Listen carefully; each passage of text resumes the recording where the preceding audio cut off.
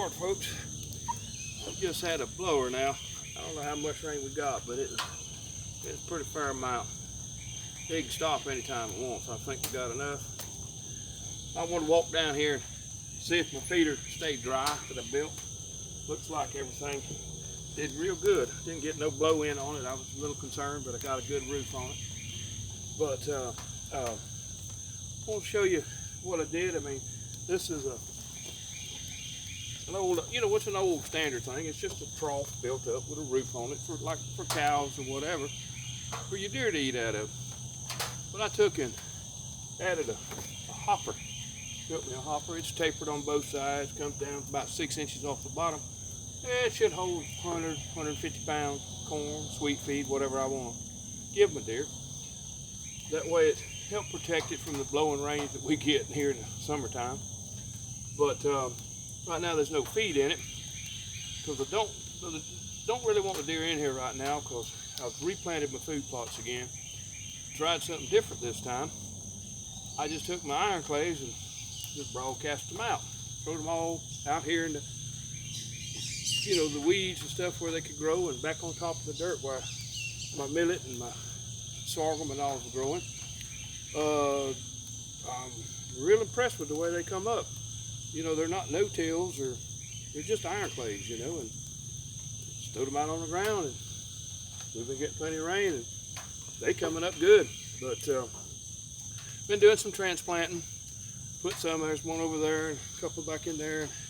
Moving some of my deer candy around from the far end of the food plot down to this end. I'm gonna get it scattered all up and down this summer, I hope. But planted me some fruit trees. Planted Japanese plums. Put one down at this end of the food plot, one down there. Now, the Japanese plums, they come in a little bit after deer season, but that's okay. The deer need something to eat too. I like to feed them year round, keep them healthy. That big old blowing rain though, I look back over in there, my trail's leading down to the swamp. I got some more trees down. I got some more chainsawing to do. Seems to be a never-ending battle around here, trying to keep these trails opened up for the deer, because deer like people, they kind of lazy. They want the easiest way. That's where they like to go. Learned that a long time ago hunting up in Georgia and all. We used to take a bush hog and cut trails out like a big old wagon wheel spokes, coming back to our stands through there, and we'd watch them. Here they come. They just walk right down them trails. We're gonna take the easy route out. I want to talk to you a little bit about when you start experimenting around planting these non-native plants. Well, like my deer candy, it's not a native plant. It comes off of the island somewhere down in the South Pacific, they tell me. But the deer keep it in check, so that's a good point. It don't get away from us. But be careful. A lot of the plants that you put out here, they just take over, like Brazilian peppers, hyacinths. Hyacinths don't belong here. You know how much hyacinths we got in the waterways and all. You got the camphor trees now are taking hold. Camphor trees, man, they multiply and spread like crazy. It's just crazy. Yeah, they don't let eat them. See the little birds picking the berries off of them, but other than that, I ain't never seen nothing else eat off of them. But like kudzu. Whew, them people up in Georgia, Alabama, they've been fighting kudzu for a while. They thought it would be good for erosion. Well, it was, but it kind of chokes out everything else. So be careful with what you plant. Make sure the deer are eating it. If the deer are eating it, tend to it, and that's fine. But if they don't, you need to get rid of it. Give them a couple years. If they don't take a taste to it, pull it up, burn it, poison it, disc it under, whatever you need to do.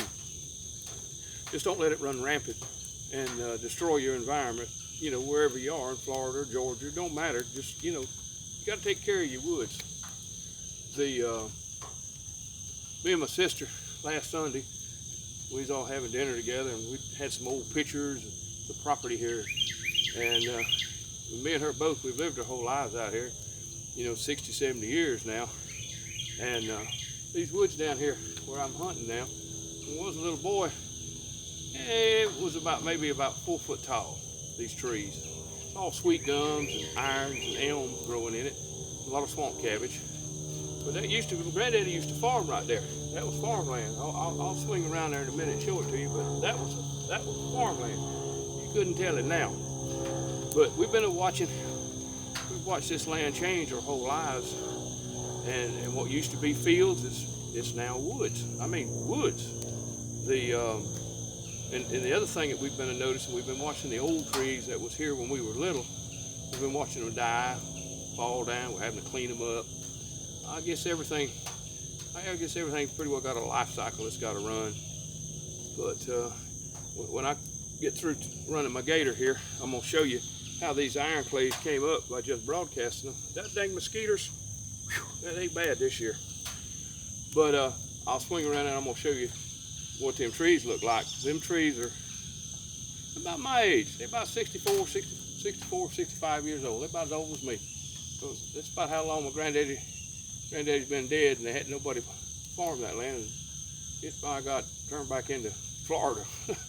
Let me show you these peas, how they done, and then I'll show you those trees.